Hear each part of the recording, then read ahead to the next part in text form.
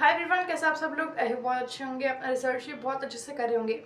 आज हम प्रैक्टिकली जितना भी हम लोगों ने पढ़ा है अबाउट फार्मा, जो कुछ भी मैंने आपको बताया है, वीडियोस के अंदर सिखाया है, वो सब आज हम प्रैक्टिकली अप्लाई करेंगे और एक कंपनी को स्टडी करेंगे विच बिलोंग्स टू फार्मा, जिसका प्रोडक्ट पोर्टफोलियो काफ़ी डाइवर्स है, जिसका बिजनेस मॉडल काफ़ी डाइवर्स है।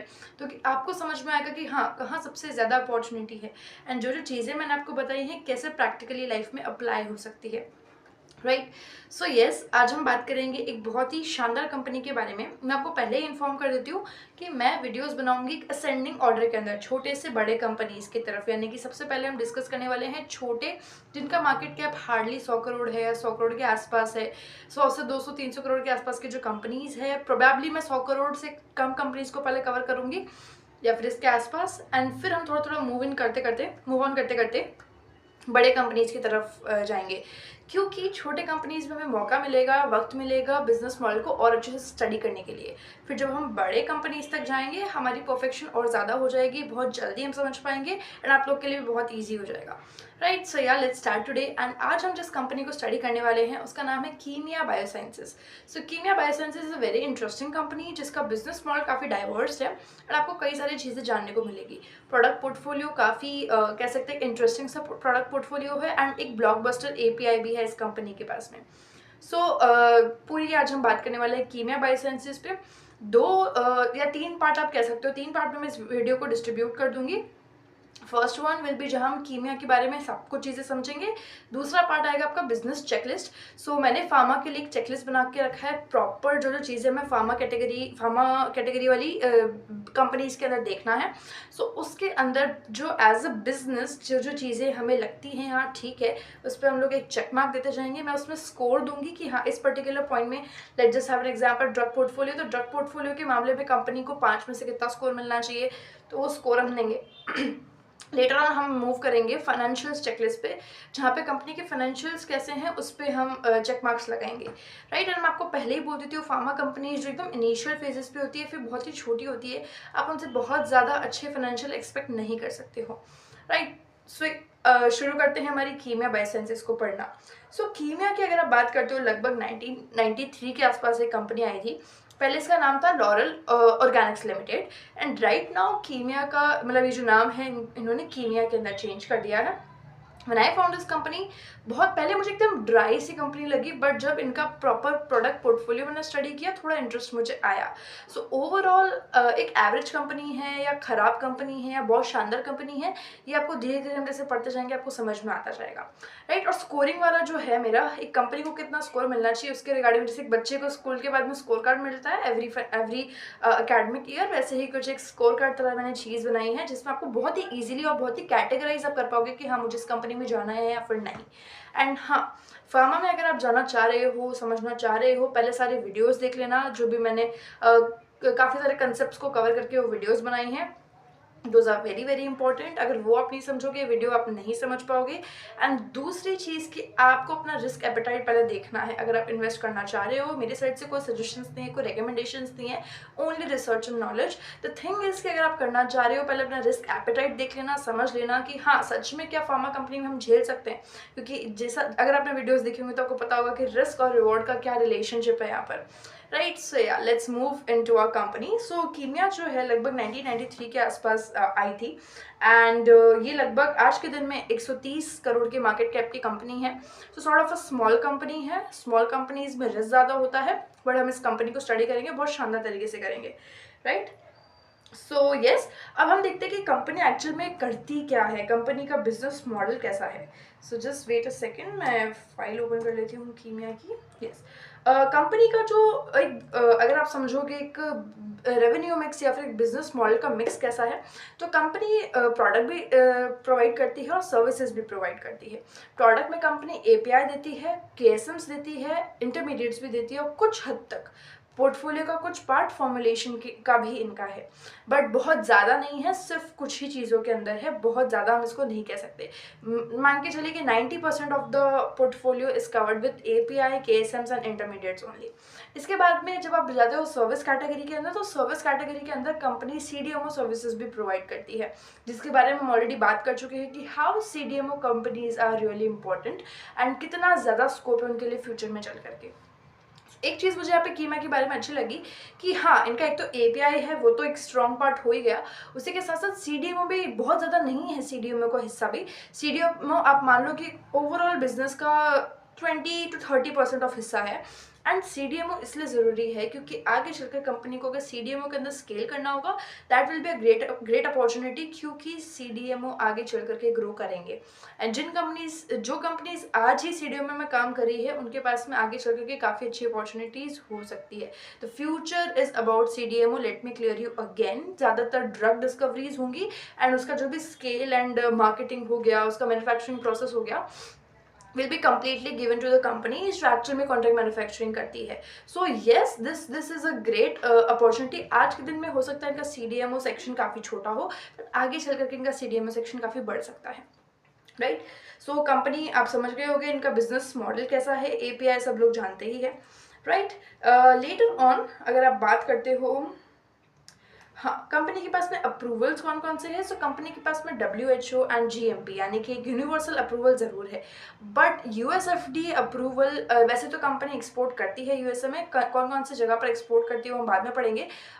यहाँ पर USFDA अप्रूवल का मुझे कोई भी जैसे मैंने इनको स्टडी किया वेबसाइट के थ्रू, थर्ड पार्टी वेबसाइट्स के थ्रू भी USFDA कहीं पे भी मेंशन नहीं था।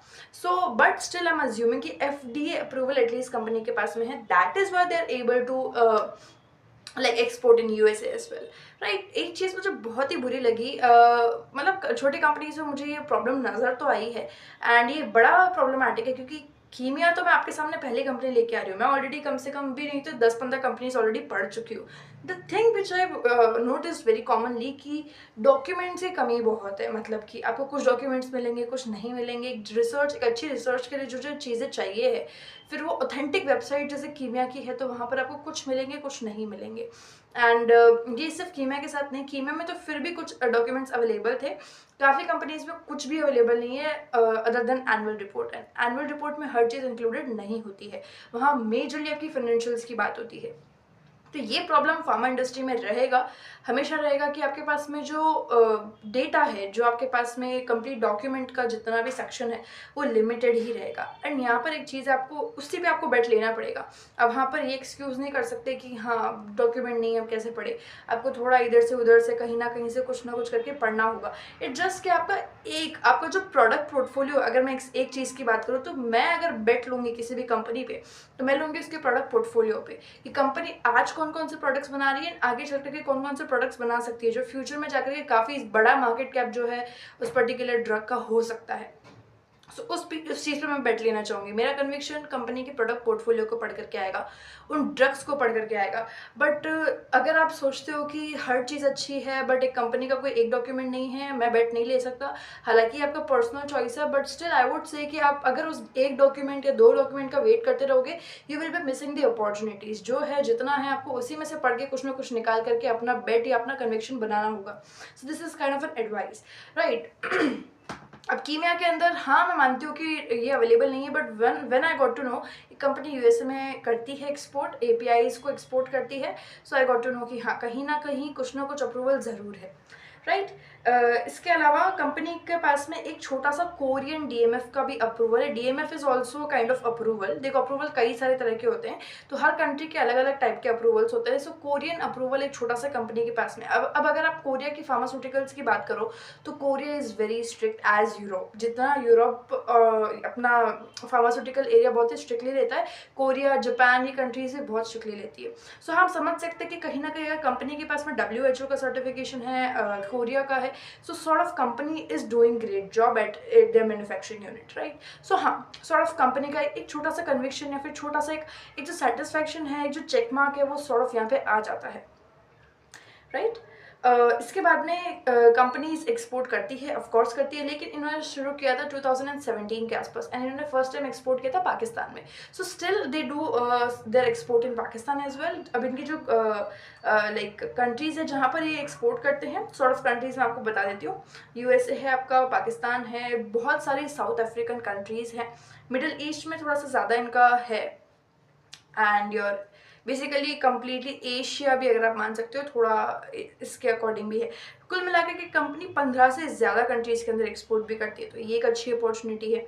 इसके अलावा कंपनी का एक्सपोर्ट से रेवेन्यू कितना है, तो लगभग 40 से 50%, आप मान के चलो 50% से कम थोड़ा मैं कहूँगी इसको, 40 to 45% of export revenue company का आता है. एग्जैक्ट नंबर कंपनी ने डिस्क्लोज नहीं किया, तो अगेन वही प्रॉब्लम है कि जो आपका इन्फॉर्मेशन है वो लिमिटेड रहेगा यहाँ पर, राइट. एंड कंपनी के लिए कितने रेवेन्यू लाइन्स हैं वो तो आप जान ही चुके होंगे. First is one your API, second is your KSMs, then your intermediates, then your CDMO. So एक चीज़ और अच्छी है कि इंडियन कंपनीज, इतनी छोटी छोटी कंपनीज भी केएसएम्स बना पा रही है. यानी कि अगर आप देखोगे जो चाइना का डोमिनेंस है काफ़ी हद तक कम होते जा रहा है. इंडियन कंपनीज खुद से भी केएसएम्स वगैरह बनाना शुरू कर रही है. एंड इतनी छोटी छोटी कंपनीज, अगर सिर्फ बड़ी कंपनीज बना रही होती तो भी हम मानते, लेकिन छोटी छोटी कंपनीज भी अब बनाना शुरू कर चुकी है. हाँ, ये ज़रूरी नहीं है कि इसका रॉ मटेरियल ऑफकोर्स चाइना से ही आता होगा, बट एटलीस्ट एक स्टेप पीछे लिया, एक बैकवर्ड इंटीग्रेशन वाला प्रोसेस आया, and still companies are able to do it. So हाँ, चाइना +1 स्ट्रैटेजी यहाँ पे अच्छी तरीके से काम कर रही है. चाइना डोमिनेंस थोड़ा करते करते सैचुरेट होता जाएगा, हम ये कह सकते हैं. सो ओवरऑल फार्मा इंडस्ट्री में हम कह सकते हैं कि चाइना अभी थोड़ा पीछे होता जाएगा. बट हाँ, ये ना सोचे कि चाइना सिर्फ फार्मास्यूटिकल इंडस्ट्री को छोड़ देगा. हो सकता है चाइना को कोई बड़ा स्टेप हो, वो किसी और इंडस्ट्री को टारगेट कर रहा हो जो आने वाले कई सालों में चलने वाली है इंडिया के अंदर. So yes, China is a very like एक मान के चल सकते हैं हम, जिसको हमेशा से डोमिनेट करना पसंद है. और मतलब एक होता ना मेरी दुखती नस पर हाथ रखना, तो वो चीज़ चाइना को बड़ी पसंद है. एंड मुझे ऐसा लगता है कि China would be diversing their dominance. वो आप फार्मा से हटके किसी और जगह पर कर सकते हैं. So yes, many things are there going on, like अगर आप एक मैसिव जियोपॉलिटिकल के हिसाब से बात करते हैं तो. बट एटलीस्ट फार्मा से थोड़ा डोमिनेंस तो हट रहा है. India is becoming sort of capable, and एक जो एक खुद से डेवलप करने वाली जो चीज़ है, एक इंडिपेंडेंसी जो है, वो हमें फार्मा में दिखाई देती है. बायोलॉजिक्स की वैसे भी मैंने बात करी है, बायोलॉजिक्स में भी इंडिया भी थोड़ा धीरे करके एटलीस्ट आगे बढ़ रहा है. And that is Y pharma cycle is also waiting, right. Later on आपका, अब इसमें से सबसे प्रॉफिटेबल इनके लिए क्या हो सकता है, प्रॉफिटेबल लाइन यानी कि रेवेन्यू लाइन, जैसे कि हमने केएसएम देखा, एपीआई देखा, इंटरमीडिएट, सीडीएमओ. अभी के लिए कंपनी का इसमें से सबसे प्रॉफिटेबल लाइन है आपका एपीआई. वही डोमिनेटेड है इनके पूरे बिजनेस लाइन के अंदर, एंड वही सबसे ज़्यादा इनके लिए एक कह सकते हैं ज़्यादा प्रॉफिट जनरेट कर पा रहा है. प्रॉफिटेबल तो नहीं कहेंगे, बट जिसका प्रॉफिट शेयर ज़्यादा है, ऐसा आप कह सकते हैं. एंड लगभग इसके अंदर मार्जिन्स हैं इनके 25% के आसपास. अब 25% ही आपका एक मिक्स्ड है, एक सबका मिला करके है, सिर्फ एक या कि सिर्फ दो ड्रग का नहीं है, राइट. इनका प्रोडक्ट पोर्टफोलियो भी काफ़ी लंबा चौड़ा है. आपको अगर वक्त मिलता है, आप थोड़ा सा रिसर्च करेंगे तो आपको पता चलेगा. हालांकि कॉमन मैन इतना कुछ समझ नहीं पाते हैं, but still that is why I am here with you. मैं इनके जो भी मेन ड्रग्स है उनके बारे में बात करने वाली हूँ कुछ ही देर में, राइट. एंड अगर आप बात करते हो इनमें से, इन सारी की सारी लाइंस में से आपका सबसे फास्टेस्ट ग्रोइंग कौन सा है, सो एपीआई इज़ लाइक एक डिमांड हमेशा रहेगी एपीआई की, वो कम नहीं हो सकती है, ख़त्म नहीं हो सकती, क्योंकि वही आपके कोर है एक दवाई बनने का. बट सीडीएमओ एक बहुत ही नई चीज़ है, एंड ये कुछ ही सालों पहले चली है, एंड इसका भी ग्रोथ फेज आना बाकी है. तो आई वुड से कि CDMO is the fastest growing revenue source of Kimia. Not just Kimia का तो है ही है, बट पूरे फार्मा इंडस्ट्री में CDMO has become the fastest growing revenue line. So ये एक बहुत अच्छी चीज़ है कि हाँ, कॉन्ट्रैक्ट मैन्युफैक्चरिंग का एक जो ग्रोथ फेज़ है वो भी आया नहीं है, जिसकी वजह से अभी फार्मा कंपनीज के पास में अपॉर्चुनिटी है, टाइम है to get ready for CDMO. So आपको अब ये भी ध्यान रखना है कि जिस कंपनी में सीएमओ सीडीएमओ जैसे सर्विसेज अवेलेबल हो, आप उनमें भी बेट ले सकते हो. वो कंपनीज भी आगे चलकर अच्छा कर सकती है. बट हाँ, वेरी फ्रॉम ये बहुत ही ज़्यादा डिफरेंटली वेरी करेगा अलग कंपनीज पे कि हाँ किस टाइप की सीडीएमओ सर्विसेज वो प्रोवाइड करते हैं, राइट. सो या, एंड अगर आप बात करते हो लगभग कंपनी कंपनी का पोटेंशियल कितना है, तो अगर आप आज के दिन में देखते हो कीमिया का, अगर हम लास्ट ईयर देखें तो लगभग 120 करोड़ के आसपास इन्होंने लास्ट ईयर रेवेन्यू किया था एंड 10 करोड़ के आसपास लगभग प्रॉफिट किया था। हाँ, एक छोटी कंपनी के हिसाब से मुझे ये नंबर तो काफ़ी कम लगेगा, बट एक छोटी कंपनी के अकॉर्डिंग काफ़ी ठीक नंबर है, क्योंकि आप देखोगे तो 130 करोड़ का तो मार्केट कैप है इनका, उसमें से भी 120 करोड़ का रेवेन्यू पर ईयर जनरेट कर पा रहे हैं। So not bad at all, यानी कि कीमिया का बिजनेस तो काफ़ी अच्छा चल रहा है, हम एक तरह से ये कह सकते हैं, राइट। एंड अगर हम रेवेन्यू पोटेंशियल की बात करें, कितना लगभग कंपनी कमा सकती है, अगर थोड़ा सा अपनी ग्रोथ को बढ़ाया जाए, एक्सेलरेट किया जाए, थोड़ा सा सप्लाई चेन को और स्ट्रॉन्ग करके अपने और क्लाइंट्स बिल्ड किए जाए, company can earn around 5,000 of like 300 से 500 के बीच में कंपनी जो है आराम से अर्न कर सकती है देयर रेवेन्यू। एंड अगर एक्सपोर्ट को बहुत ही ज़्यादा तेज़ी से बढ़ा दिया जाए, एंड एक्चुअली इनके 4 तरह के नए ड्रग्स है जो कि आने वाले हैं बहुत ही जल्दी, मतलब लॉन्च होने वाले हैं। सो जिसकी वजह से yes the growth can accelerate and जहाँ पर कंपनी को एक्स्ट्रा लेवरेज मिल सकता है। तो अगर जो इनका एक तो ब्लॉकबस्टर जो एपीआई है, प्लस ये जो 4 नए तरह के ड्रग्स आने वाले हैं जिस पर कंपनी काम कर रही है, वो अगर हो जाए तो company can earn around like 1000 और 1200 तक आराम से अर्न कर सकती है एक साल का revenue. It is the potential of the company, right. जितना जितना डीपली मैंने उन ड्रग्स को स्टडी किया है, आई थिंक येस कि अगर एक बार अगर ये चल गया कीमिया का, तो येस दे कैन लिटरली मतलब फोड़ सकते हैं। तो जहाँ आज के दिन में 120 करोड़ का रेवेन्यू करते हैं, वो सीधा 1200 करोड़ के रेवेन्यू पे जा सकता है। हाँ, that gonna take time, but sort of जब मैंने उनके ड्रग्स को स्टडी किया, इन ड्रग्स को स्टडी किया, आई फाउंड कि हाँ, this can happen, this can really happen. And pharma में वो ड्रग्स ज़्यादा रेवेन्यू ला करके देते हैं जिनके पेशेंट्स लंबे वक्त तक के लिए होते हैं, मतलब कि वन टाइम नहीं हो। जैसे एंटीबायोटिक कंपनीज बहुत डरती है, क्यों? क्योंकि एंटीबायोटिक एक 7 से 10 दिन का कोर्स होता है एंड जिसके अंदर यूजुअली पेशेंट रिपीटिंग, एक वो जो लंबे पेशेंट्स और रिपीटिंग के पेशेंट्स है वो नहीं होते हैं। But when you talk about like chronic diseases, तो जहाँ पर आपके पेशेंट्स बहुत लंबे चलते हैं, सो फार्मा के लिए ऑफकोर्स वो पैसा जनरेशन का बहुत ही अच्छा एक मौका हो जाता है। सो हाँ, इस तरीके से सॉर्ट ऑफ आप कह सकते हो कि इन ड्रग्स का, ये भी कुछ उसी कैटेगरी में आने वाले ड्रग्स है एंड जिसकी वजह से एक लंबा रेवेन्यू जो है वो कीमिया को मिल सकता है, अगर ये 4-5 ड्रग्स जो इनके बहुत तगड़े तरीके से काम करें, राइट।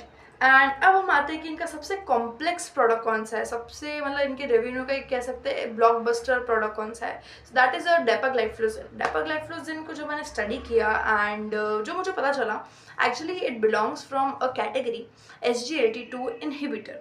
ये एक ड्रग कैटेगरी है जिसके अंदर आपका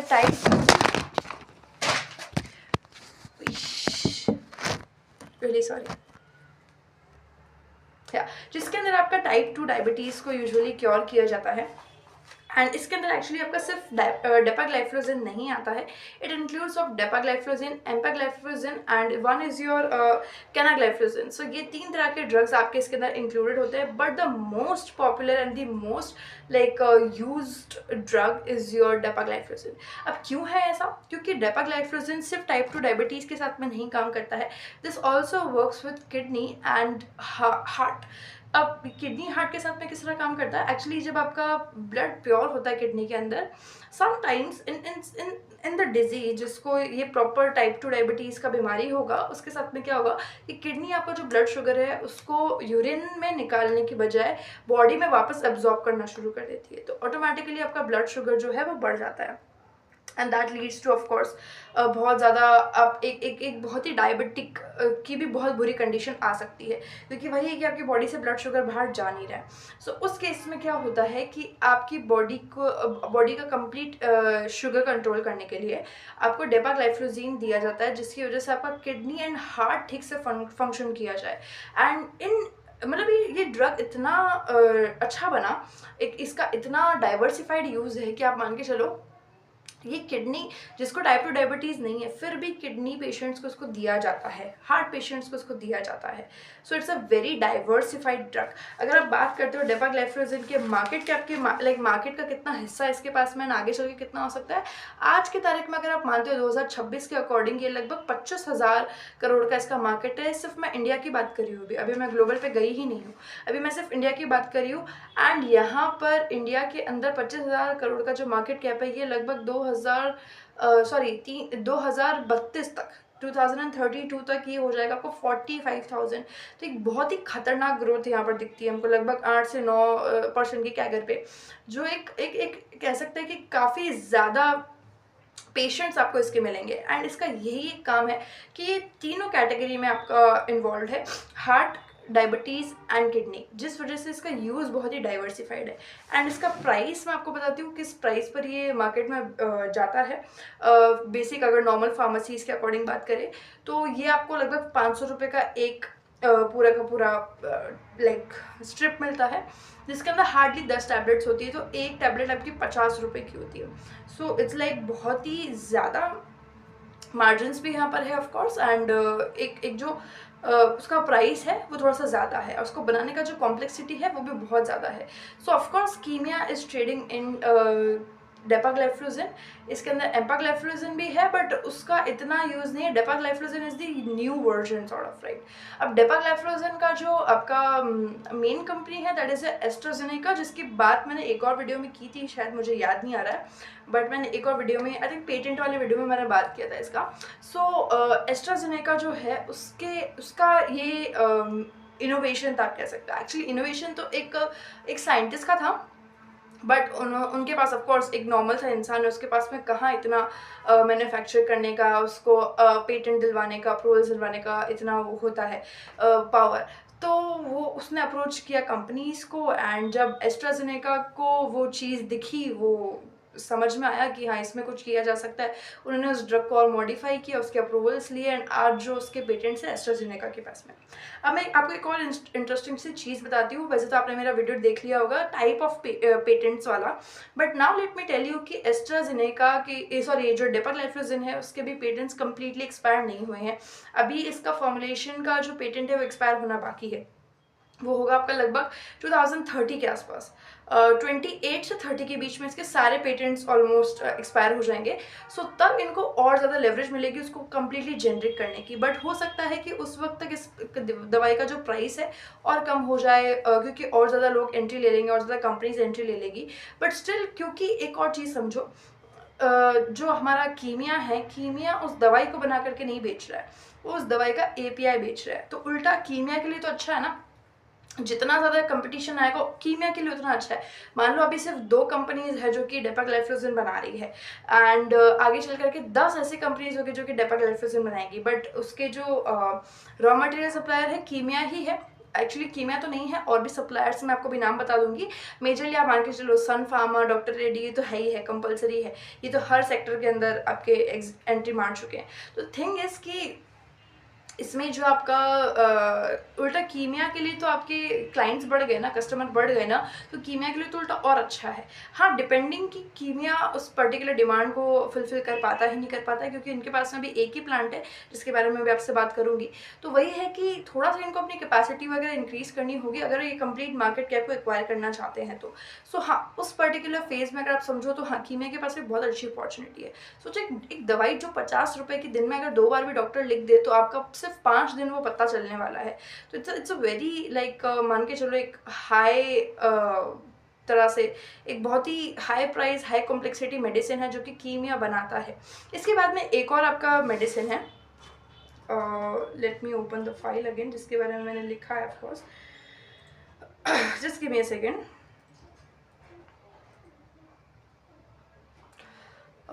जस्ट गिव मी, रियली सॉरी।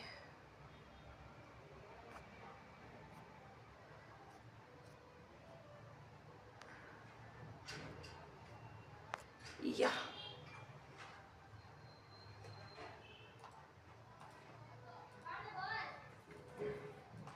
ओके, कीमिया के पास में एक और ऐसा ड्रग है जो डेपाग्लाइफ्लोजिन की तरह तो मैं नहीं बोल सकती, मतलब उसके जितना हाइप तो नहीं है, बट एक और चीज़ बताती हूँ, उसका हाइप ना डेपाग्लाइफ्लोजिन जितना होगा, मतलब ये एकदम अर्ली फेज में है।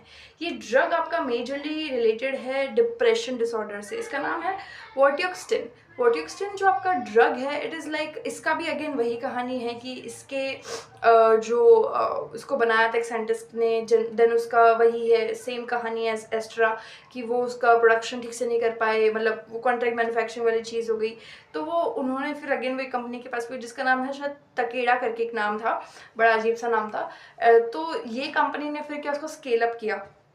अब चीज़ क्या है ना कि इसके पेटेंट्स अभी एक्सपायर नहीं हुए हैं। इसके पेटेंट्स एक्सपायर होंगे आपके 2032 के आसपास। सारे पेटेंट्स की मैं बात कर रही हूँ। तो जब ये आपके सारे पेटेंट्स इसके एक्सपायर हो जाएंगे, it will be a complete generic drug. मतलब कि आप मान के चलो कि ड्रग के कम्प्लीटली जेनेरिक होने से पहले भी एक फेज आता है जब वो सेमी जेनेरिक होता है, यानी कि उसके कुछ कुछ पेटेंट्स एक्सपायर हो चुके होते हैं। तो जब तक वो पेटेंट्स एक्सपायर होते हैं, कंपनी उसका थोड़ा फ़ायदा उठाना शुरू कर देती है। अब वोटिक्सटिन का जो प्रोडक्शन है, कीमिया स्टार्ट कर चुका है, कीमिया इसको बना रहा है। हाँ, exactly not like that the main original vortioxetine, but the thing is कि हाँ, उसके लगभग आसपास ये बना रहे हैं, जिसकी वजह से जब ये कम्प्लीटली जेनरिक होगा, जब डिमांड एकदम बूस्ट होगी, तो आएंगे लोग किसके पास में, कीमिया के पास में।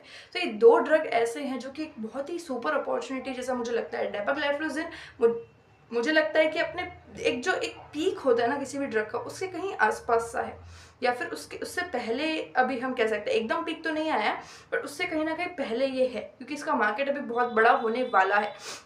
जब आप बात करते हो वर्टियोक्सिन की, तो वर्टियोक्सिन का जो मार्केट है आज है लगभग 9,000 से 10,000 के आसपास, 9,000 से 10,000 करोड़ के आसपास। एंड आगे चल करके लाइक अराउंड 2034 टू 35 ये हो जाएगा आपका लगभग 25,000, तो डबल से भी ज़्यादा। राइट, मतलब डेपाग्लाइफलोज़िन में हमारा सिर्फ डबल हो रहा था, मतलब 25 डबल भी नहीं हो रहा, उससे भी कम। लेकिन वर्टियोक्सिन में डबल से भी ज़्यादा हो रहा था। ज़्यादा अपॉर्चुनिटी हमें वर्टियोक्सिन में दिख रही है। बट ये इनका सेकंड ड्रग इसलिए क्योंकि इसका प्रोडक्शन भी बहुत ही कम है। डेपाग्लाइफलोज़िन का प्रोडक्शन ज़्यादा है। वर्टियोक्सिन आप मान सकते हो कि हाँ ओकेश है, इसके अंदर अभी भी काम चल रहा है। सो ये एक बहुत ही सुपर पावर काइंड ऑफ चीज़, दो सुपर पावर्स जो है, दो ब्लॉकबस्टर एपीआई जो है, हम कह सकते हैं कीमिया के पास में है ना। मतलब होता है ना कि किसी भी बिजनेस का सब कुछ एकदम ब्लॉकबस्टर नहीं हो सकता। कोई एक स्टार प्रोडक्ट होता है, या फिर कोई दो स्टार प्रोडक्ट्स होते हैं जो कि बेस्ट सेलर्स हम जिसको कह सकते हैं नॉर्मल आम भाषा में, जो सबसे ज़्यादा सेल होते हैं। तो वो कीमिया के हमारे दो है, डेपाग्लाइफलोज़िन एंड वर्टियोक्सिन। अब दोनों की ही ज़रूरत बहुत ज़्यादा है। आपका जो वर्टियोक्सिन है completely based on depression disorders. तो आप ये चीज़ तो आप सभी लोग समझ रहे हैं कि मैं क्यों बोल रही हूँ।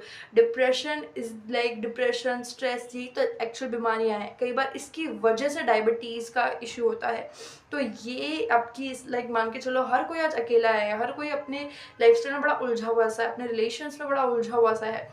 अब वो चीज़ इतनी तरह से देखी जाए तो मतलब इतनी कॉमन हो गई है कि हर किसी को आजकल नींद की दवाइयाँ, रिलैक्स होने की दवाइयाँ, बीपी की टैबलेट्स, ये सब कुछ हर किसी को ज़रूरत हो गई है। तो वर्टियोक्सिन आई थिंक कि बहुत ही ज़्यादा इसके अंदर एक अपॉर्चुनिटी मुझे नज़र आती है।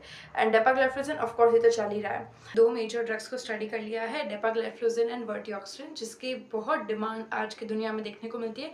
डेपाग्लाइफलोज़िन जिसकी डिमांड चल रही है, करंट में बहुत ज़्यादा है, एंड वर्टियोक्सिन जिसकी डिमांड आने वाली है। तो हाँ, गाड़ी शुरू होने से पहले आप बैठना चाह रहे हैं, आप बैठ जाइए, क्योंकि मैं ये मानती हूँ कि जब गाड़ी रुकी हुई है तो आपको just imagine it like real life.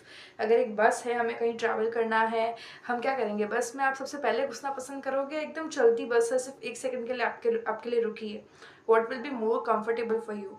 I think जब आपके पास से बस रुकी हुई है and you are able to find a good seat for yourself and you are able to sit there, right.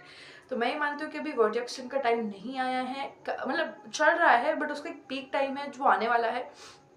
And मुझे पर्सनली ऐसी जगह बैठना ज़्यादा पसंद है जहाँ पर अभी एक रैली शुरू ना हुई हो, मुझे मेरी पोजीशन बनाने का ऑप्शन मिले, right. So yeah this is sort of my thesis, right. उसके अलावा मैं आपको 4 ऐसे ड्रग्स बता रही थी जिस पे कंपनी काम कर रही है, एंड बहुत ही जल्दी ये भी कंपनी के पोर्टफोलियो का हिस्सा होंगे। अगेन ये चारों भी बहुत ही फ्यूचरिस्टिक ड्रग्स है। First is your vonoprazan. So it is again a depression disorder, जिसका मार्केट कैप अगर आप देखते हो तो आज की तारीख में लगभग 9,000 करोड़ के आसपास है, एंड आगे चलकर लगभग आज के 6 से 8 साल के बाद में ये हो जाएगा आपका 20,000 करोड़ से भी ज़्यादा, 20,000 से 21,000 करोड़ तक का लगभग ये मार्केट हो जाएगा।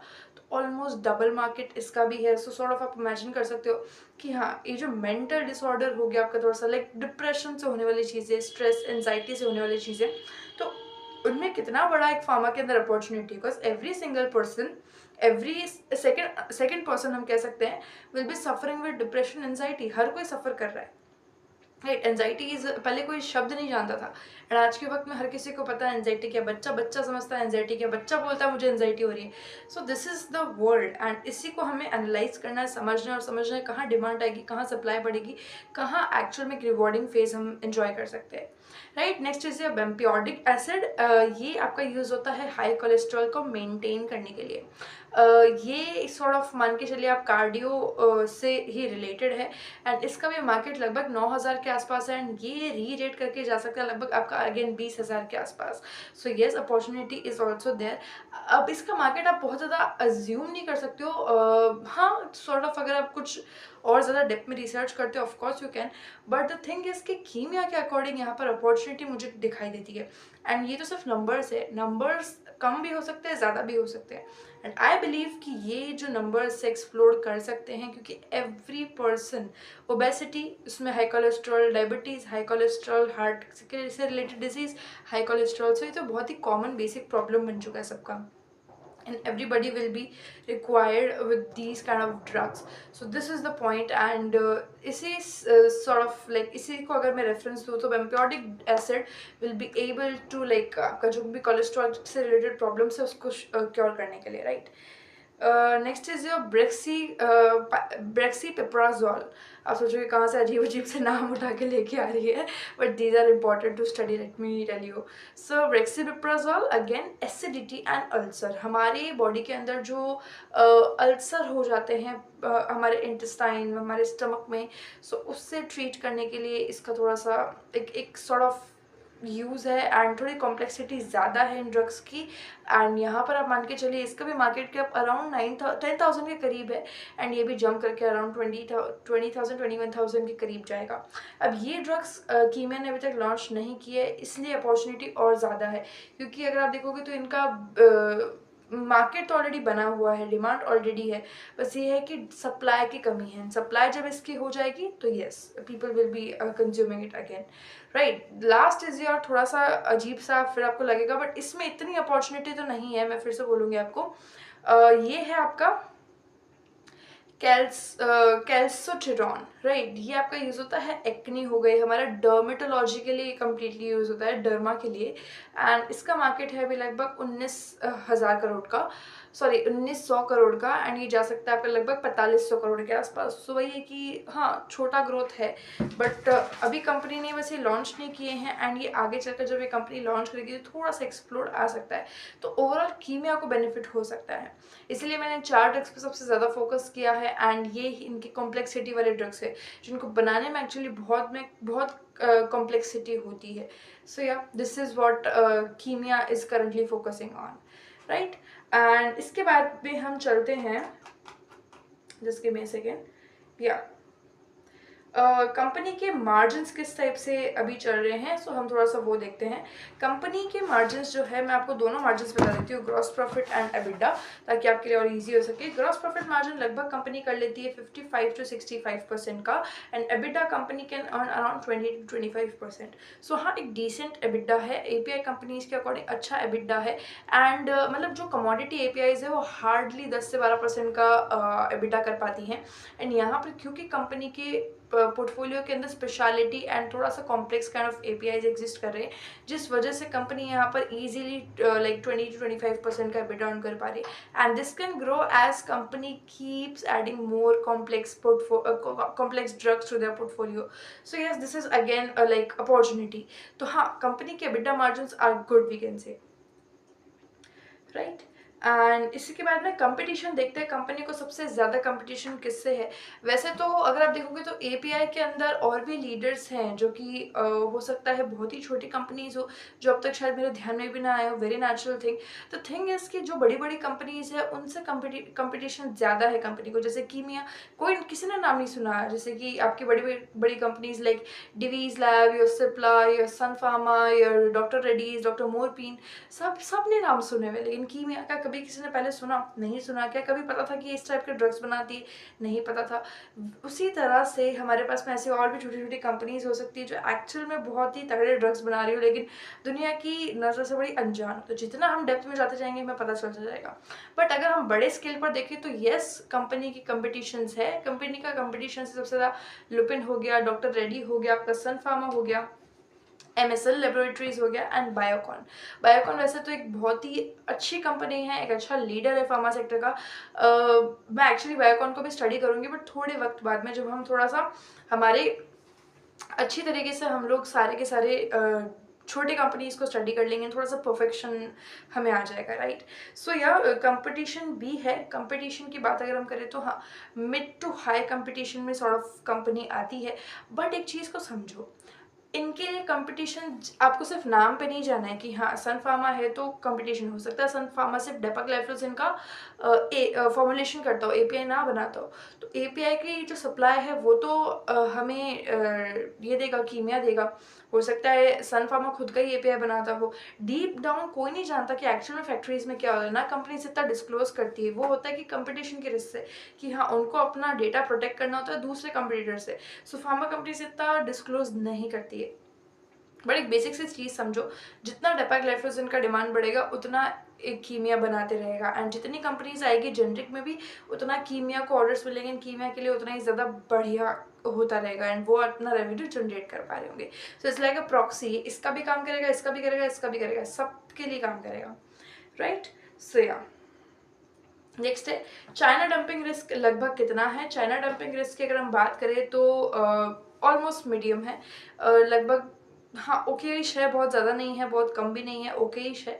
ओवरऑल पोर्टफोलियो को यहाँ पर बोला गया है, ना कि सिर्फ एक ड्रग की बात करें। एक ड्रग की बात तो हम वैसे भी नहीं कर सकते। अगर आप डेपा एंड आपके वर्टिऑक्सिन की बात करो तो लगभग लगभग हाँ एक लो टू मीडियम रिस्क है, वहाँ रिस्क थोड़ा कम है, इसीलिए वो कॉम्प्लेक्स में ड्रग्स में आता है। एंड मैंने बोला ना कि चाइना का भी सैचुरेशन आ गया है, वो भी थोड़ा सा भी फार्मा से ध्यान हटाते जा रहा है, बहुत ज़्यादा तो नहीं बट हाँ हल्का बहुत विजिबल है।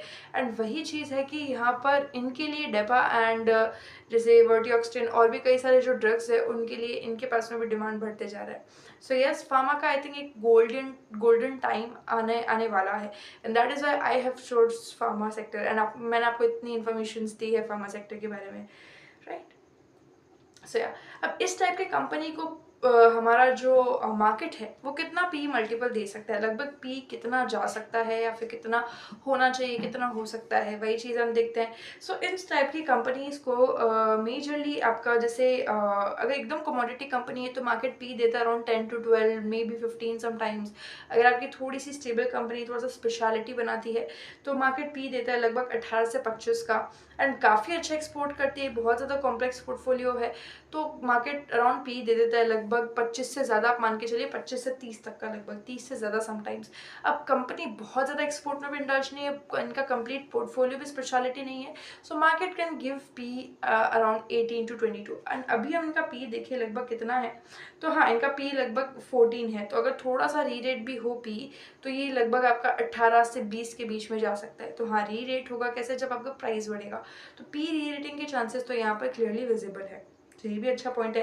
एंड पी कीमिया अभी मान के चलिए कि दौड़ने के लिए रेडी हो गया, मुझे ऐसा लगता है। एंड एक एक फेज आ चुका है कीमिया का कि हाँ एक नज़र में आ चुका है कि लगता है कि बहुत ही जल्दी आने वाले कुछ वक्त के अंदर हो सकता है ये अपना लाइफ टाइम हाई भी मार दे।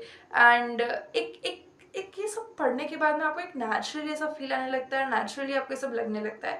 एंड लाइक जब आप साइकिल को समझ जाते हो, एक एक स्टॉक की भी अपनी एक साइकिल है, एक कंपनी की भी अपनी साइकिल है, जिसमें मैंने आपसे पहले बात करा था। सो कीमिया क्योंकि थोड़े complexity and speciality APIs include करते जा रहा है, तो आई थिंक कि आने वाले कुछ वक्त या कुछ साल के अंदर Kimia can give great results in term of like stock P rating, right. So yeah let's wait and watch. Predictions है या फिर हम ऐसा सोचते हैं, मेरे कन्विक्शन के ऊपर मैं बेट लगा रही हूँ, बट द थिंग इज़ कि हाँ देखते हैं एक्चुअल में क्या होता है, वो जवाब तो मैं खैर मार्केट दे ही देगा। बट जहाँ तक मुझे लगता है yes Kimia is ready to move. हाँ टाइम मुझे नहीं पता कितना लग सकता है, बट येस सॉर्ट ऑफ एक लगता है कि कीमिया का साइकिल का वक्त आ चुका है, राइट। सो या ओवरऑल पोर्टफोलियो की कॉम्प्लेक्सिटी की अगर हम बात करें तो कितना हो सकता है, लगभग 5 to 6 मैं इसको रेट कर सकती हूँ। थोड़ा ज़्यादा जा सकता है, 6.5 तक जा सकता है, क्योंकि इनके पास में ड्रग्स अच्छे हैं। ये जो मैंने मेन ड्रग्स बताए हैं, इनके पास में लगभग आप मान के चलो कि 50 से 60 तरह के ड्रग्स है। एंड ऑफ कोर्स उनमें भी कई सारे और भी ऐसे ड्रग्स हैं जिनकी डिमांड बहुत ज़्यादा है, कॉम्प्लेक्सिटी हाई है। ये मैंने आपको भी सबसे टॉप कॉम्प्लेक्सिटी वाले ड्रग्स बताए हैं, बट इनका ओवरऑल पोर्टफोलियो की कॉम्प्लेक्सिटी को आई कैन रेट अराउंड 6 और 6.5। सो हाँ, कॉम्प्लेक्सिटी अच्छा है, एवरेज से थोड़ा सा ज़्यादा है, and that is really great about the company. So yeah and हाँ, नए वाले ड्रग्स की हमने बात कर ही ली है। ओके, ये भी चाइना डंपिंग रेस मैंने बता ही दिया है। ओके, सो क्या as a serious investor, serious retail investor, क्या हमें इस कंपनी पर बेट लेनी चाहिए? नाउ द आंसर इज कि yes, you can take bet. मैं नहीं जानती कि आप इस कंपनी को किस तरह से लेंगे, या फिर आपने इस कंपनी पे कितना रिसर्च किया। लेट मी टेल यू, आप वीडियो देखिए, बहुत अच्छे से आपको नॉलेज मिलेगा, कोई दिक्कत नहीं है। मेरा वीडियो आपको बहुत ही सपोर्ट करेगा आपके रिसर्च पे। बट कंप्लीट रिसर्च के लिए आई वुड हाईली रिकमेंड कि आप थोड़ा सा कंपनी को स्टडी करिए, थोड़ा सा आप कंपनी की एक बार वेबसाइट विजिट करके उनकी ड्रग्स को थोड़ा सा आधा 1 घंटा देकर भी स्टडी करेंगे, तो भी आपको हल्का सा तो एक आएगा कि हाँ, कुछ तो हिट होगा कि लाइक हाँ, कंपनी पे पोटेंशियल तो काफ़ी है। तो वो चीज़ हमारे लिए सबसे इम्पोर्टेंट है, एंड मुझे लगता है कि बेट ले सकते हैं। अगेन कोई रिकमेंडेशन नहीं है, इट्स जस्ट कि मैं आपको एक पॉइंट ऑफ व्यू बता रही हूँ कि जो सीरियस इन्वेस्टर्स है वो बेट ले सकते हैं। क्यों ले सकते हैं? क्योंकि कंपनी का पोर्टफोलियो जो है, प्रोडक्ट पोर्टफोलियो, वो काफ़ी अच्छा है। कंपनी एक सॉर्ट ऑफ स्टेबल मोड में भी आ चुकी है। हम फाइनेंशियल्स पे जाएंगे, सो वहाँ पे आपको और पता चलेगा। एक अच्छे तरीके से कंपनी ऑपरेट करी है, काफ़ी वक्त से प्रमोटर जो है वो इंटैक्ट है, एंड या lot of reasons are there. Company के पास में सबसे अच्छा तो ये है कि आने वाले फ्यूचर में चलने वाले एपीआई सबसे ज़्यादा है, जो कि अब जनरिक होंगे। तो जैसे ही जनरिक होंगे, डिमांड बढ़ेगी, एंड ओवरऑल कीमिया को बहुत ज़्यादा उसके लिए रेवेन्यू एंड प्रॉफिट्स मिलेंगे। सो आई थिंक बेट ले सकते हैं। एंड यस, ये है कि फार्मा में आपको हर चीज़ एकदम बढ़िया, सुंदर, और वो नहीं मिलेगा कि हाँ एकदम परफेक्ट, कुछ भी नहीं मिलेगा। अगर बिजनेस अच्छा होगा, फाइनेंशियल्स बिगड़े हुए होंगे, फाइनेंशियल्स अच्छा होगा, बिजनेस शायद अच्छा नहीं होगा। तो वही चीज़ आपको सबसे पहले देखना है, जो मैंने आपको देखना इतने वीडियोस में वैसे भी सिखा दिया है, राइट। एंड कंपनी के पास में अच्छे खासे अप्रूवल्स भी है, बट हाँ, कंपनी एक्सपोर्ट भी कर रही है, यूएसए जैसी जगह पर एक्सपोर्ट भी कर रही है, भले कम मात्रा में कर रही है, बट कर जरूर रही है, राइट। अब क्यों बेट नहीं लेनी चाहिए? छोटा स्टॉक है, छोटी कंपनी है, थोड़ा सा रिस्क उस चीज़ के लिए बढ़ जाता है। अगर आपको छोटे कंपनीज में बेट लेना पसंद नहीं है, you can completely skip. But हाँ, आपको पहले अपनी रिस्क एपेटाइट को देखना है। मेरा थ्योरी आज भी वही है कि जो चल चुका है मैं उस पर बेट नहीं लगाती, जो नहीं चला है अब तक एंड आगे चल के चलेगा विथ अ सॉलिड रीजन, मुझे वहाँ बेट लगाना पसंद है। So yeah for me, Kimia is on like एक हिट तो है कीमिया में, एक मैंने जब इसको पढ़ा, एक किक तो आई कह सकते हैं। And I really enjoyed Kimia, and बहुत सारी चीज़ें मुझे पता चली। अब वही है कि मैंने आपको जितना हो सका नॉलेज के थ्रू, वीडियो के थ्रू मैंने आपसे शेयर किया, बट कुछ चीज़ें ऐसी है जो आपको सिर्फ अपने बेसिस, अपने रिसर्च के बेसिस पर ही पता चलेगी। सो आई विल हाईली रिकमेंड कि आप जाकर के बाद कीमिया को ज़रूर पढ़िए, अगर आपका इसमें इन्वेस्ट करने का इंटरेस्ट है तो, राइट। एंड या, अब क्या कंपनी एक लॉन्ग टर्म वेल्थ क्रिएटर बन सकती है? According to my research and जितना मैंने समझा है इस कंपनी को, जितना मैंने परखा है, ऑफ कोर्स बन सकती है। क्योंकि अगेन मेरा फिर वही रीज़न है कि कंपनी का पोर्टफोलियो बहुत ही स्ट्रॉन्ग है। हाँ, आज के दिन में थोड़ी कुछ कम कॉम्प्लेक्सिटी एपीआईज है, but at least company speciality APIs में एंट्री ले चुकी है। कंपनी के पास अप्रूवल्स है, जो नेसेसरी अप्रूवल्स है वो सब कुछ है। थर्ड थिंग कि कंपनी सीडीएमओ में एंट्री ले चुकी है। CDMO is the fastest growing like sector in the pharma industry completely. So वो एक शानदार बेट है, जिसकी वजह से मुझे लगता है कि हाँ, ये पर्टिकुलर चीज़ कीमिया को एक दिन विनर बना सकती है, राइट। सो जिस वजह से मुझे लगता है कि हाँ, एक लॉन्ग टर्म में it can create wealth, and company अगर अपने पोर्टफोलियो में और speciality and complex APIs add करती रहे, एंड एक वक्त पर एक थेरेपी काइंड ऑफ पोर्टफोलियो बना ले, जो कि ऑलरेडी कंपनी का है कुछ हद तक, तो I can like guarantee on my research, अपनी रिसर्च के बेस पे गारंटी दे सकती हूँ कि येस, एक बहुत ही शानदार कंपनी जो है ये बन सकती है। बाकी तो completely depends on execution again. बाकी हमें देखते हैं कि कैसे ट्रैक करते रहना पड़ेगा, वही एक चीज़ है। ट्रैकिंग ही हमको एक्चुअल में मास्टर कर सकता है। सिर्फ एक बार पढ़ के कंपनी को छोड़ दिया फिर सीधा आके हम 15 साल बाद देख रहे हैं, वो नहीं। ट्रैक मतलब मेरा हर क्वार्टर रिजल्ट से नहीं है, बट कंपनी अंदर से क्या कर रही है, चेंजेस हो रहे नहीं हो रहे, एक जो ग्रोथ है वो इन टर्म्स ऑफ प्रोडक्टिविटी आ रही है कि नहीं आ रही है, वो एक्चुअल में डिफाइन करेगा कि हाँ एक्चुअल में कंपनी काम करी नहीं करी। नए पेटेंट्स फाइल हुए, नया ड्रग डिस्कवरी हो रहा है, नए क्लाइंट्स आ रहे हैं, नए कंट्रीज में जा रहे हैं और नए पेटेंट्स बन रहे हैं, नए अप्रूवल्स आ रहे हैं, नया केपेक्स हो रहा है, नई बिल्डिंग्स डाल रहे हो। तो ये सारी चीज़ें हैं जो बताती क्या फार्मा कंपनी अच्छा परफॉर्म कर पा रही है नहीं कर पा रही, राइट। ऊपर ऊपर से वो हम नहीं कर सकते हैं। सो या these were all the things जो हमें कीमिया के बारे में पढ़नी थी। अब हम चलते हैं हमारे चेकलिस्ट के ऊपर। सो चेकलिस्ट में मैंने कंपनी को रेटिंग दिया है हर एक पॉइंट पर, जिसमें आपको भी काफ़ी मज़ा आएगा। एक बार देखते हैं। पहले मैं आपको बिजनेस चेकलिस्ट बताती हूँ। बिजनेस चेकलिस्ट आप ऑलमोस्ट समझ चुके हैं किस तरह की होगी, तो मैं वहाँ बहुत ज़्यादा टाइम नहीं लूँगी, आप ऑलरेडी समझ चुके हैं। सो फार्मा टाइप कैसा है कंपनी का, पहला पॉइंट मेरा, पहला चेक मेरा ये है कि कंपनी का फार्मा टाइप कैसा है। कंपनी का फार्मा टाइप है इंटरमीडिएट एपीआई के सिम्स फॉर्मुलेशन भी कंपनी करती है, सीडीएमओ और काफ़ी हद तक चीज़ें कॉम्प्लेक्स के साइड पे ही है, थोड़ा सा कॉम्प्लेक्स की तरह ही कंपनी करती है। तो yes I can rate a solid 3.5, एक एवरेज से थोड़ा सा ज़्यादा, सॉलिड 3.5 और 3.7 आउट ऑफ 5। ये बहुत ही मतलब एक diversified kind of pharma company है एक बिजनेस मॉडल की अगर हम बात करें। फिर आता है हमारा ड्रग पोर्टफोलियो। तो ड्रग पोर्टफोलियो में आपको वैसे बता चुकी हूँ कौन कौन से ड्रग है, लाइक योर डेपा, योर वर्डियोक्सिन, योर बेम्पोडिक एसिड, ऐसे करके सारे जो ड्रग्स है आपके, these fall in sort of एक सेमी कॉम्प्लेक्स या थोड़ा सा हायर कॉम्प्लेक्स वाली कैटेगरी में आते हैं। तो ड्रग पोर्टफोलियो मुझे इनका लगा कि 60% कॉम्प्लेक्स है एंड 40% कमोडिटी है। सो येस, इस बेसिस मैंने इनको रेट किया है 4। तो ये एक अच्छा मुझे लगता है कि हाँ एक सेटिस्फाइड एंड एक अच्छी रेटिंग यहाँ पे कंपनी डिजर्व करती है इनका पोर्टफोलियो स्टडी करने के बाद में। ड्रग का कंसंट्रेशन कितना है, यानी कि क्रॉनिक ड्रग्स इनके मुझे लगे कि लगभग आप मान के चलो क्रॉनिक एंड थेरापॉटिक ड्रग्स आपके थेराप्यूटिक ड्रग्स आपके diabetes, psychiatric, allergy, respiratory, gastrointestinal, dermatology, cardio and metabolic, ये कुछ इनके क्रॉनिक एंड थेराप्यूटिक ड्रग्स है जो कंपनी के हैं। मतलब ज़्यादातर कंसंट्रेशन इनका क्रॉनिक डिजीजेस पे है। फिर आपके थोड़े बहुत आते हैं इनके लाइफस्टाइल डिजीजेस। तो ये मतलब क्रॉनिक, थेराप्यूटिक एंड लाइफस्टाइल, ये इनका ड्रग कंसंट्रेशन है, इस पे सबसे ज़्यादा इनका फोकस है। बाकी भी नॉर्मल कमोडिटी ड्रग्स है, खांसी जुकाम सर्दी वगैरह, बट ये इन पे सबसे ज़्यादा इनका फोकस है। तो कंसंट्रेशन क्रॉनिक एंड लाइफस्टाइल पे सबसे ज़्यादा है, तो 3.5 कंपनी को मैंने यहाँ पर दिया है। अब पेशेंट का पॉपुलेशन और प्राइस कितना है, पेशेंट पॉपुलेशन वर्सेस प्राइस, कि पेशेंट कम है इसीलिए ड्रग का प्राइस ज़्यादा है, पेशेंट बहुत ज़्यादा है इसलिए ड्रग का प्राइस कम है। तो किस टाइप का कॉम्बिनेशन यहाँ पर है, एंड ऑफ कोर्स पेशेंट ज़्यादा होंगे ड्रग का प्राइस भी ज़्यादा है, तो एक बहुत ही सुपीरियर कॉम्बिनेशन। पेशेंट बहुत ज़्यादा है ड्रग का प्राइस कम है, ओके, वॉल्यूम का गेम। पेशेंट बहुत ही कम है ड्रग का प्राइस बहुत ज़्यादा है, ग्रेट। पेशेंट इतने हैं ड्रग का प्राइस भी इतना है, तो हाँ अगेन नॉट वर्किंग। तो यहाँ पर पेशेंट पॉपुलेशन कितनी है प्राइस के मुकाबले, तो यहाँ पर पॉपुलेशन बहुत ज़्यादा है and price mid to high है, तो again a good combination is there. तो मैंने इसको यहाँ पे रेट किया 4। नेक्स्ट है ड्रग का लाइफ साइकिल। ड्रग का लाइफ साइकिल लगभग कैसा चल रहा है, जो आपने देखा होगा कि हाँ फार्मा की साइकिल कैसी होती है। तो कंपनी अभी वैसे तो जो नए नए जेनरिक्स लॉन्च हुए हैं जिनके पेटेंट अभी एक्सपायर नहीं हुए हैं या एक्सपायर होने वाले हैं, उस पे कंपनी बैठ ले रही है सबसे ज़्यादा। एंड जो एक इनोवेटिव ड्रग्स है, लाइक आपका जो वर्टियोक्सिन है, ये एक इनोवेटिव ड्रग्स, आप इसको डाल सकते हो, पार्शली डाल सकते हो, कंप्लीट तो मैं नहीं बोलूँगी, बट हाँ company is taking bet over innovative drugs and जो अभी अभी जेनरिक हुए हैं।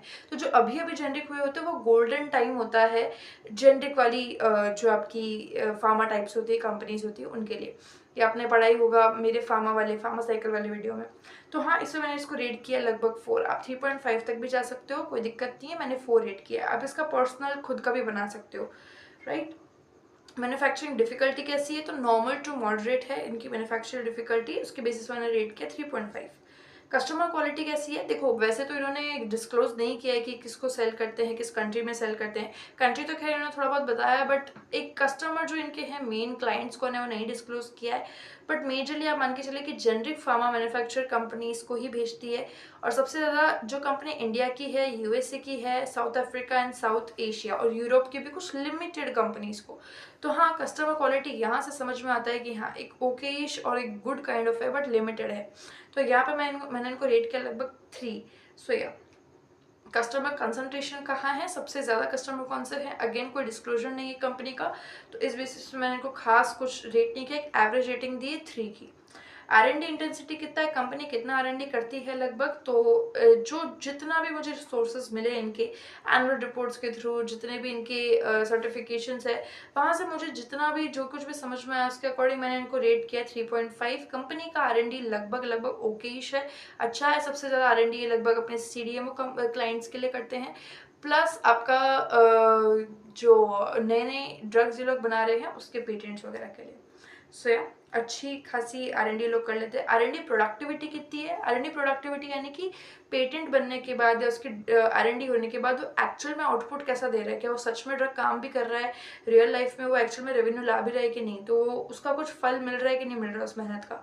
तो हाँ, आउटपुट अच्छा है, प्रोडक्टिविटी भी हुई है अच्छी खासी मल्टीपल एरियाज के अंदर जब आप इनका ड्रग पोर्टफोलियो स्टडी करते हो। सो हाँ, एक सॉलिड 3 कंपनी डिजर्व्स। प्लांट का कैपेसिटी कितनी है, इनका एक ही प्लांट है जिसके अंदर ये अपना API प्रोडक्शन भी करते हैं और CDMO भी करते हैं। सो यहाँ सॉरी API भी करते हैं और R&D भी करते हैं। तो ये थोड़ा सा नेगेटिव पॉइंट मुझे लगा, एटलीस्ट आपके पास में इनफ कैपेसिटी होनी चाहिए। तो यहाँ पर प्लांट की जो कैपेसिटी है लगभग 2,14,000 लीटर्स की है लगभग, और 68 अलग अलग तरह के रिएक्टर्स है जिनकी कैपेसिटी 100 लीटर्स टू 8,000 लीटर हो सकती है। ऑफकोर्स इतना तो डिस्क्लोज नहीं किया है कंपनी ने, बट लगभग 100 से 8,000 लीटर्स के रिएक्टर्स इनके पास में मौजूद है। और ये है आपका भूंसी गुरुग्राम, राइट। सो यहाँ पर इनकी मैन्युफैक्चरिंग फैसिलिटी अवेलेबल है। तो यहाँ पे मैंने इनको रेट किया 3। मुझे लगता है कि इनको अपनी कैपेसिटी बढ़ानी चाहिए।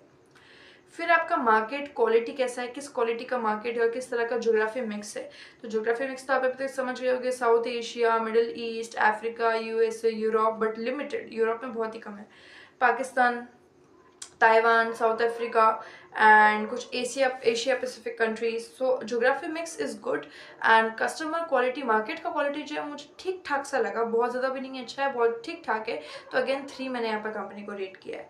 नेक्स्ट, चाइना डंपिंग रिस्क कितना है, ठीक ठाक है, थोड़ा सा कम है क्योंकि इनका थोड़ा सा घट गया है, क्योंकि स्पेशलिटी केमिकल्स में इन्होंने एंट्री लिया, तो इस वजह से चाइना रिस्क कम हो गया है। एंड मैंने इनको यहाँ पर रेट किया है 3। It can go up to like 3.2 और 3 एज वेल।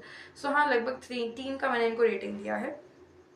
नेक्स्ट है आपका ग्लोबल मैन्युफैक्चरर से कंपटीशन कितना है। तो कंपटीशन तो है, कंपटीशन तो काफ़ी अच्छा खासा है। तो मैंने यहाँ पर फिर 2.5 और 2.8 तक की आप इसको रेटिंग दे सकते हो, मैंने 2.8 तक लगभग दिया है। तो हाँ, कंपटीशन तो ज़रूर है। फिर है कि रेगुलेटरी बैरियर इंटेंसिटी कितना है, बेसिकली रेगुलेटरी बैरियर कितने हैं।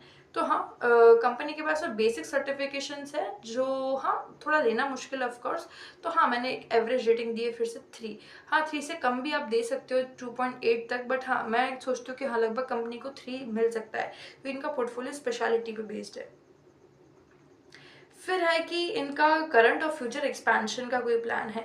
तो हाँ, कंपनी ने डिस्क्लोज नहीं किया है, but when I got to know about annual report 24, जब मैंने उसको पढ़ा तो आई फाउंड कि इन्होंने कुछ केपेक्स प्लान तो कर रखा है फ्यूचर के लिए लगभग 10 से 12 करोड़ का।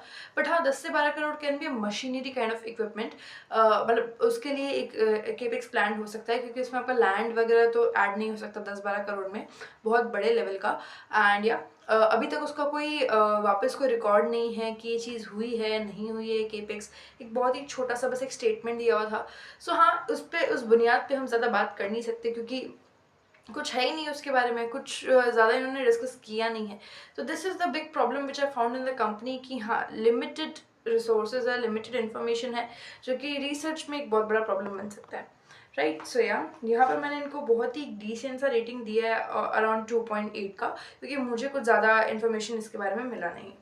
एंड जब आप बैकवर्ड इंटीग्रेशन की बात करते हो तो क्या कंपनी बैकवर्ड इंटीग्रेशन में जा रही है? तो हाँ, जा रही है। KSM का जो इनका प्रोडक्ट पोर्टफोलियो है वो भी धीरे धीरे बढ़ रहा है, and that is a good thing. तो इसके लिए मैंने इनको 3.2 तक की लगभग रेटिंग दी है। ओके, नेक्स्ट इज योर मोट स्ट्रेंथ, कि कंपनी के पास में मोट किस तरह का है एंड मोट की स्ट्रेंथ लगभग कितनी है, जो कि एक फार्मा कंपनी को डिस्कस करते वक्त सबसे इम्पोर्टेंट चीज़ होती है। तो मोट इनके पास में आपके जो उसको बनाने का प्रोसेस है, थोड़ा सा कॉम्प्लेक्स प्रोसेस है, तो वो एक मोट इनके लिए है। उसके अलावा थोड़ा सा डाइवर्सिफाइड API मैन्युफैक्चरिंग है एंड स्पेशलिटी APIs है। तो ये कुछ रीसेंट जो भी मुझे समझ में आया उसके अकॉर्डिंग ये कुछ नॉर्मल सी मोड्स मुझे नज़र आती है कंपनी के अंदर। उसके बेसिस पे मैंने इनको एक बहुत डिसेंट सी रेटिंग दी है 3 की। तो बहुत ज़्यादा मुझे नहीं लगता कि कोई हाई मोट है, और मुझे ये भी नहीं लगता कि कोई बहुत ही हल्का फुल्का मोट है। It is sort of like decent kind of moat. तो हाँ, वैसा ही मैंने इनको रेट भी किया है। So yes, this is the complete rating which I have given to the business checklist. And अगर आप बात करते हो फाइनेंशियल चेकलिस्ट की, तो फाइनेंशियल चेकलिस्ट में सेल्स, जो इनकी सेल्स है, सेल्स को मैंने जो रेट दिया है वो है आपका लगभग 4 के आसपास, क्योंकि इनकी सेल्स अगर आप देखते हो तो एक स्टडी सेल्स है। मैं आपको बताती हूँ कब से कब तक। अगर आप देखते हो क्वार्टर वाइज, तो पहले इनकी सेल्स लगभग 28 करोड़ 24 करोड़, फिर बीच में एक डिप आया, लगभग वापस 22 करोड़ तक इनकी सेल्स चली गई, भी वापस 30 करोड़ पर थोड़ा सा इंटैक्ट है। एंड जब आप देखते हो ईयर ऑन ईयर, तो हाँ, पिछले कुछ सालों में कंपनी कुछ नहीं करी थी, ऑलमोस्ट 1 करोड़ 2 करोड़ का रेवेन्यू था। एंड अभी की अगर आप बात करते हो तो company is able to close that 130-120 crore of revenue per year. So that is a good sign of the company's revenue. And जब आप बात करते हैं कंपनी के सेल्स ग्रोथ की कंसिस्टेंसी के लिए, तो मैंने इनको रेट किया एक बहुत ही डिसेंट सा 3.3। Still not very much predictable, but हाँ, एक ब्रैकेट बन गया है कि हाँ, कंपनी लगभग 20 से 30 करोड़ के बीच में तो कर ही देगी। तो ये एक ब्रैकेट बनने की वजह से मुझे थोड़ी सी अश्योरिटी आ जाती है for the next quarter and for the year ending जो हम लेके चल सकते हैं। तो हाँ, हल्का सा प्रिडिक्टेबिलिटी है, जिसकी वजह से I can give the rating of 3.3 to the company. थोड़ा सा वॉलेटाइल है बट स्टिल पॉजिटिव। ये with that OPM percentages, operating profit margin percentages, you can also call this as EBITDA percentages। so लगभग जो अभी EBITDA percentages कंपनी के हैं वो पहले माइनस में थे, एंड जब आप अभी देखते हो तो easily company is able to do around 21%। But एक चीज़ अगर आप देखते हो तो स्टिल बहुत ज़्यादा प्रिडिक्टेबल नहीं है, क्योंकि कंपनी कभी 13% करी, कभी 16%, फिर कभी 11, फिर 16, फिर 21, फिर 10, फिर एकदम से 7% भी कंपनी ने दिया, फिर वापस 21% पर आ गई। सो दैट इज़ लाइक एक जो डिप है बार बार आ रहा है एंड फिर वहाँ से ऊपर जा रहा है। सो हाँ, पॉजिटिव है, अच्छा है, बट वॉलेटाइल बहुत ज़्यादा है। तो इसके बेसिस पे मैंने इनको अगेन डिसेंट रेटिंग दिया है 3 का। तो बहुत ज़्यादा लाइक एक प्रिडिक्टेबिलिटी यहाँ पर नहीं है OPM में। OPM की ग्रोथ कंसिस्टेंसी कैसी है? नॉर्मल, बहुत ही कम, मैं इसको बोलूँगी अराउंड 2.8 का रेटिंग मैं इनको यहाँ पे देना चाहूँगी। बहुत ही वॉलेटाइल है, बट हाँ, एटलीस्ट अच्छा है कि लगभग 21% तक कर पाते हैं किसी किसी क्वार्टर में। तो एटलीस्ट हाँ, किसी क्वार्टर में तो आ पा रहा है, तो ये एक अच्छी चीज़ मुझे लगी। नेट प्रॉफिट की ग्रोथ कंसिस्टेंसी कैसी है? नेट प्रॉफिट अगर आप देखते हो क्वार्टर ऑन क्वार्टर बेसिस पे, तो नेट प्रॉफिट इज ग्रोइंग। हाँ, वॉलेटाइल है थोड़ा, लेकिन स्टिल इट इज ग्रोइंग। देखो, रेवेन्यू भी थोड़ा वॉलेटाइल है, OPM आपके वॉलेटाइल है, तो नेट प्रॉफिट ऑलरेडी वॉलेटाइल हो जाता है आपका, बट स्टिल ओकेश, क्योंकि कंपनी एक वक्त पे कुछ नहीं थी, सिर्फ लॉसेस रिपोर्ट करी थी, एंड लास्ट ईयर उन्होंने लगभग 10 करोड़ का नेट प्रॉफिट जो है रिपोर्ट किया है। तो this time they can go up like 10 crore as well. So हाँ, एक अच्छी प्रिडिक्टेबिलिटी फिर से नज़र आ रही है, जिस वजह से हाँ, सॉर्ट ऑफ हम देख सकते हैं थोड़ा सा। एंड मुझे लगता है कि इस बार इस क्वार्टर तक अगर ये लगभग 7 से 8 करोड़ या फिर 6 करोड़ तक भी अगर डिलीवर करते हैं, तो they will be doing it at 11 crore for this year. So देखते हैं क्या रहता है कंपनी का रिजल्ट। एंड इसके बेसिस पे मैंने इनको दिया है 3.5 का rating. Again volatile is the reason. Capacity utilisation, देखो कैपेसिटी यूटिलाइजेशन कंपनी ने नहीं बताया है, एंड बट अगर आप इनके रेवेन्यूज़ एंड इनका जो कैपेसिटी है उसके अकॉर्डिंग कैलकुलेट करते हो, तो इनकी कैपेसिटी यूटिलाइजेशन लगभग 50 से 60% की आती है। अगेन ये मेरा कैलकुलेशन है, तो मैं आपको बहुत ज़्यादा इस पर नहीं बोलूँगी, बट या क्योंकि कंपनी ने दिया नहीं तो मुझे तो करना ही है कैलकुलेशन, तो लगभग 50 से 60% की एक एस्टिमेटेड यूटिलाइजेशन आती है, जो कि अगेन ओके है। थोड़ा सा ज़्यादा हो सकता है, लगभग 70% के आसपास जा सकता है, बट स्टिल इट्स गुड। तो मैंने यहाँ पे कंपनी को रेट किया लगभग 3.3 के आसपास। सो हाँ, ये मुझे ठीक लगा। With that borings and reserves देखेंगे तो ये बहुत ही सबसे खराब चीज़ कंपनी के अभी तक मुझे ये लगी, क्योंकि कंपनी के पास में जो बोरिंग्स एंड रिजर्व्स है, अगर आप उनकी बात करते हो तो रिजर्व कंपनी के पास है लगभग 7 करोड़ के, एंड कंपनी के पास है बोरिंग्स है 36 करोड़ का। Feel like sneezing. बोरिंग्स है 36 करोड़ का। सो लगभग 5 गुना का, 7 5 या 35, एंड लगभग 5 गुना ज़्यादा आपकी बोरिंग से रिजर्व से। तो ये मुझे बहुत ही बेकार चीज़ लगी ना। अगर आप बोरिंग और आपके रिजर्व का रेशियो देखते हो तो 5 टाइम्स ज़्यादा आता है। तो हाँ, ये बहुत ही रिस्की चीज़ मैं इसको बोलूँगी, एंड यहाँ पे मैंने इनको रेटिंग दिया 1.5 का।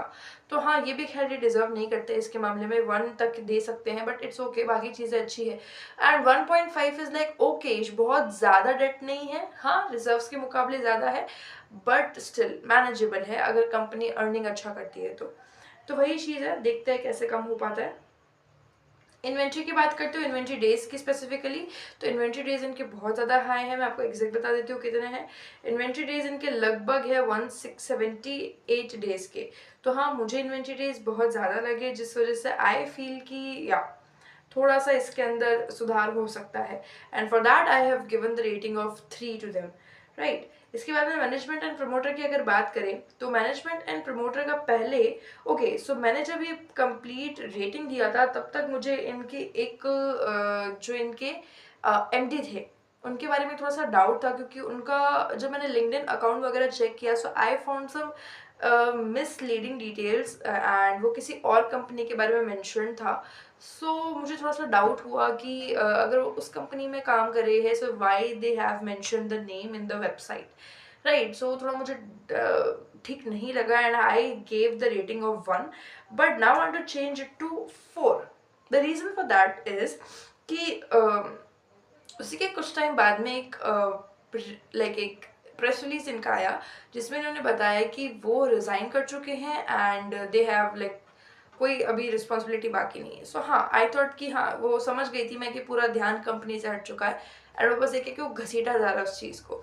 बट इनके जो मेन सीईओ है mister Sameer Goyal, the person is very experienced. I got to know about him, and थोड़ा सा मैंने इनको लिंक्डइन पे पढ़ा उनके बारे में, एंड कुछ चीज़ें उनके बारे में पढ़ी। सो आई गॉट टू नो कि बहुत अच्छा एक्सपीरियंस है उनका, प्लस 30 ईयर्स का एक्सपीरियंस है लगभग, and I really like that thing. तो फिर मेरा प्रमोटर का माइंडसेट थोड़ा चेंज हुआ, and now I want to rate them approx 4। तो 3 की रेटिंग यहाँ पर लगभग आपकी बढ़ जाती है 3 पॉइंट से। सो या गुड। एंड प्रमोटर होल्डिंग्स अगर आप देखते हो तो बहुत ही शानदार है, 74.9% पे इंटैक्ट है लगभग 2023 से। सो प्रमोटर भी ऑफकोर्स कुछ ना कुछ तो सोच ही रहा है। तो या आई रियली गॉट सरप्राइज कि हाँ, काफ़ी वक्त से प्रमोटर होल्डिंग एकदम सेम है, and I really like it. So I give them a rating of good 4.5। सो या next is your cash flow quality and consistency. So cash flow का जो क्वालिटी है और जो कंसिस्टेंसी है आपका, वो लगभग आता है कैश फ्लो अगर आप इनका देखते हो, सो इट्स पॉजिटिव। एक्चुअली आपका जो लास्ट ईयर इन्होंने जो योर एबिटा किया था लगभग 20 का, तो हमेशा आपको कैश फ्लो को कैसे देखना होता है, एक आइडिया के अकॉर्डिंग। जैसे एबिटा इन्होंने किया मान लो 20 का, तो लगभग उसके 50% यानी कि 10 करोड़ का लगभग इनको कैश फ्लो आना चाहिए, तो हम उसको अच्छा कंसिडर कर सकते हैं। लगभग 50% पैसा आपके हाथ में आ रहा है। Now when I got to know the cash flow, तो ये लगभग 21 करोड़ का है, यानी कि वो पैसा तो पूरा पूरा हाथ में आ रहा है, उसके अलावा भी कुछ और आ रहा है। So I got to I got really surprise, and I really like the thing कि इनका कैश फ्लो बहुत अच्छे से मेंटेन्ड है। हाँ, बीच में माइनस था काफ़ी वक्त तक, लेकिन अभी पिछले 2 साल से it is quite intact and maintain. So अच्छा है, and I give them a solid 4। उसी के साथ में वर्किंग कैपिटल साइकिल कैसी है, बहुत ही लंबी चौड़ी वर्किंग कैपिटल साइकिल है। Reason is inventory days as well.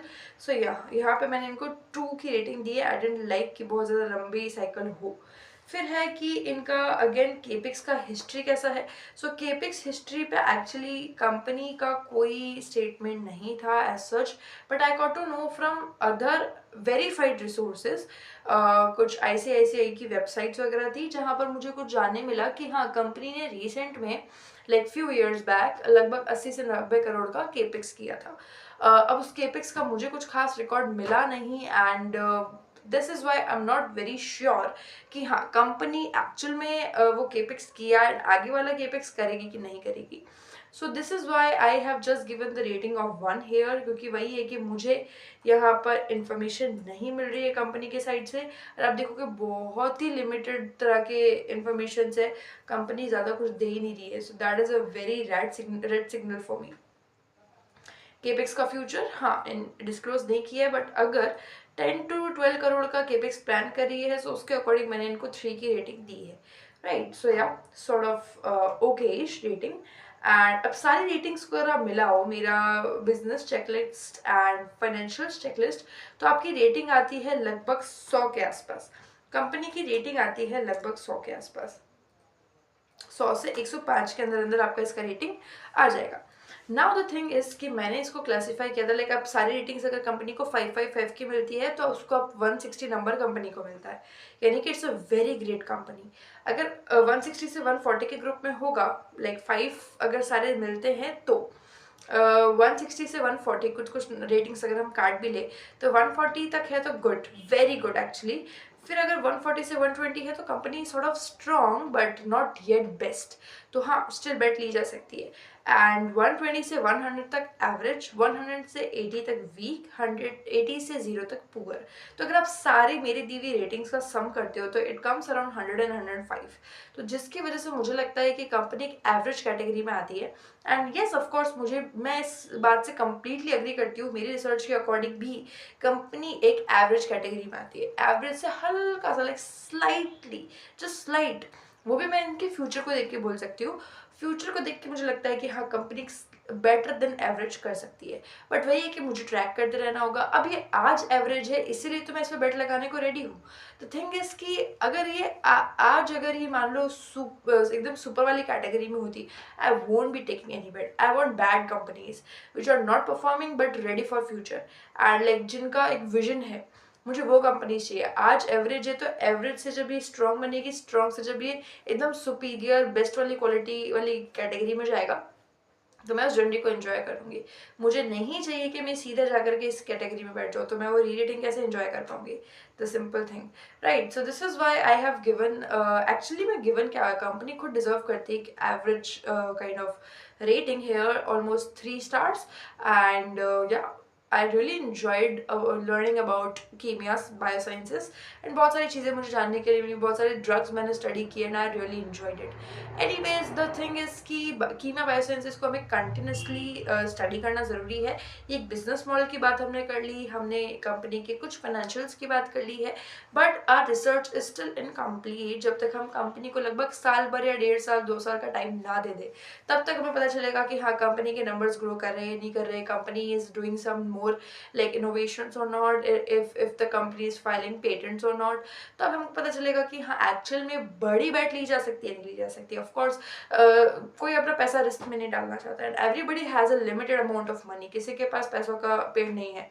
तो वही है कि हमें देखना है कि हमें कहाँ एक्चुअल में बेट लेनी है और कहाँ नहीं लेनी है। After doing a complete tracking research अगर हम बोले तो हाँ मैं क्वार्टर ऑन क्वार्टर कंपनी को स्टडी करती रहूँगी, ट्रैक करती रहूँगी, and I will be sharing with you. And कोई भी अपडेट अगर मुझे कंपनी के साइड से आता है I will be sharing with you definitely, right. So this was all about Kimia biosciences. I really enjoyed it, and अभी देखना कि आपको नया मिलता है, let me know in the comments, and if you have queries doubts please leave in comments, I will try to reply them, right। So yeah, I will see the next video. Till then, do research. Thank you.